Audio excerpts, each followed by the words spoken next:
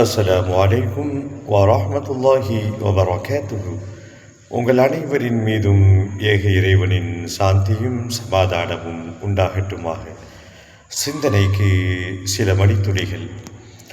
இந்த வாடகை வீட்டுக்குள் ஒரே ஒரு ஒற்றை வார்த்தையாக இருக்கக்கூடிய வாடகை வீட்டிற்குள் பலர்களுடைய கனவு முளைத்திருக்கிறது.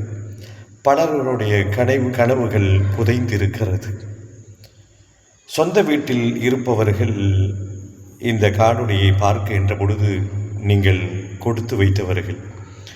நீங்கள் அல்லாஹ்வினுடைய அந்த வீடு என்னும் அருளை நீங்கள் பெற்றிருக்கிறீர்கள்.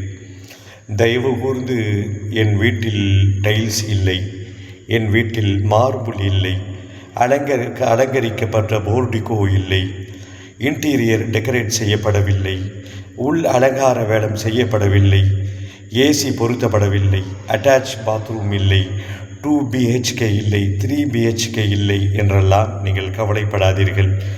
நீங்கள் சொந்த வீடு உங்களுக்கு இருந்தால், அது கூரையாக இருக்கட்டும், அது ஓட்டு வீடாக இருக்கட்டும், அல்லது வேறு பொருட்களால் அது பூசப்பட்ட போர்த்தப்பட்ட அது அமைக்கப்பட்ட வீடாக இருக்கட்டும், அவ்வளவு ஏன் மழை காலத்தில் மழை ஒழுகும் வீடாக கூட இருக்கட்டும், சொந்த வீடாக இருந்தால் நீங்கள் கொடுத்து வைத்தவர்கள்.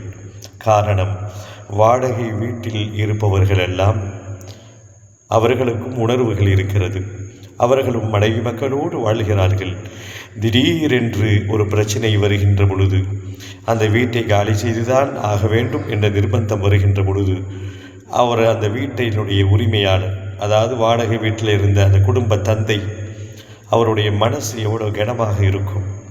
வீடு கிடைக்கும், காசு கொடுத்தா 100 வீடுகள் வரிசையில் இருக்கும். இருந்தாலும் நம் கடந்த காலத்தினுடைய அந்த பசுமையான பல வருடங்கள் நினைவுகள், கழிந்த அந்த நினைவுகள் நம்மை அப்படியே ஒரு விதமான அதிர்வுகள் ஆக்கி கொண்டே இருக்கும்.